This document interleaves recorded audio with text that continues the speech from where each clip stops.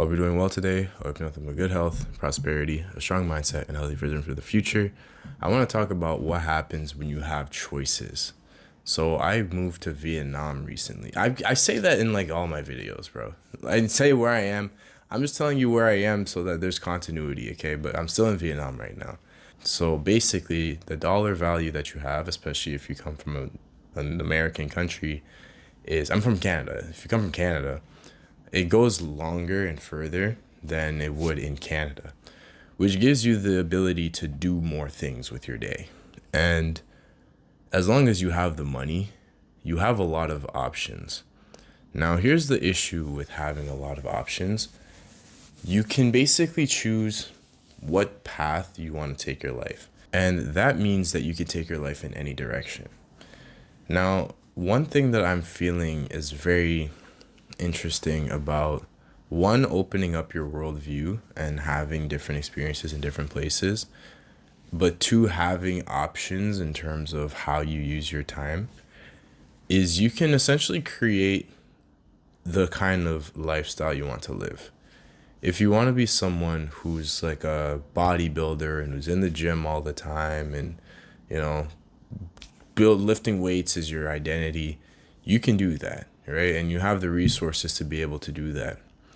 But that's going to be your archetype. That's going to be what you are. That's going to be your identity. If you want to be a spiritual person who meditates all the time and looks within and develops your inner spirit, you can do that and you have that option, right?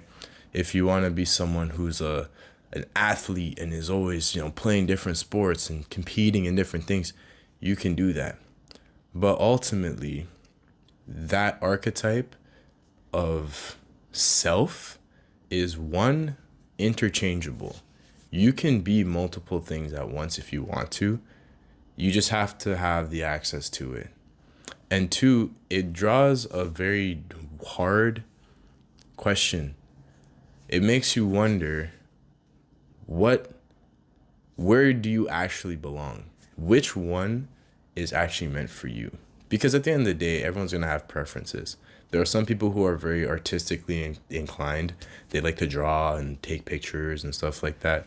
Some people like sports and they like to lift weights and go to the gym. Some people like to read, you know what I mean? Your interests will always determine your identity. But when you're in a position where you have the choice, your choices can make you feel like you don't really know what suits you. You know what I mean? You don't know what is actually the right thing for you to do. It's kind of like when you go to the grocery store and you have a bunch of different brands of the same product. If you have 2 or 3 choices, you're limited, so it's easier for you to make a decision.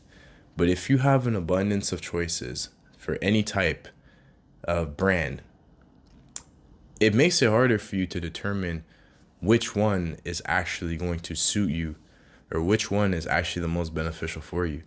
And you can make the case, well, okay, just try all of them. But then at that point, none of them suit you. It's like that quote from The Incredibles. If everybody is super, then no one is. You know what I mean? Back where I'm from, back home, the cost of living is higher. You have to be a lot more frugal. Debt is debt is so common, and like crazy amounts of debt are very common. And basically, you are kind of funneled into what you can do with your life.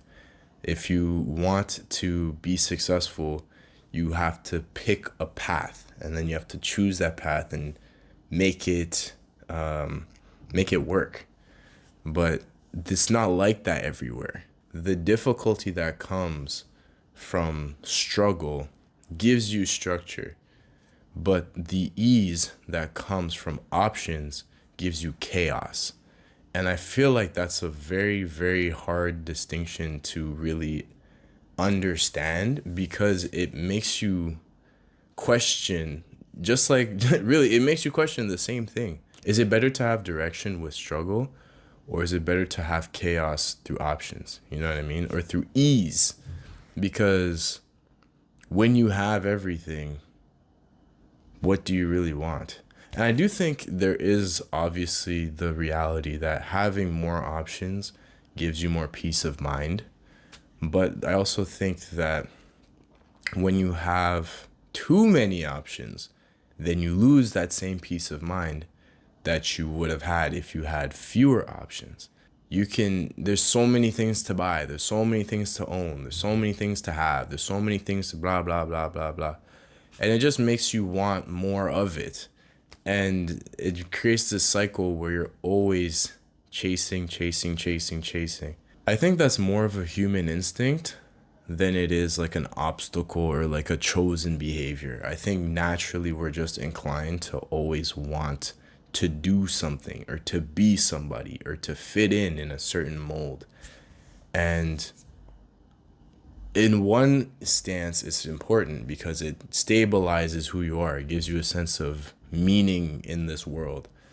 But in the other sense, it's very hard to do because it kind of feels like you'll never really have the right answer. I don't know. I think that's the thing. It's kind of like when you beat a game, bro. If you beat a video game, do you keep playing it? Some people do. Some people will keep playing that game and just become masters of the game. Some people will pick up a new game. But neither of those two are wrong choices. So, yeah, that's the message for today. Watch this video, subscribe, and I'll catch you next time.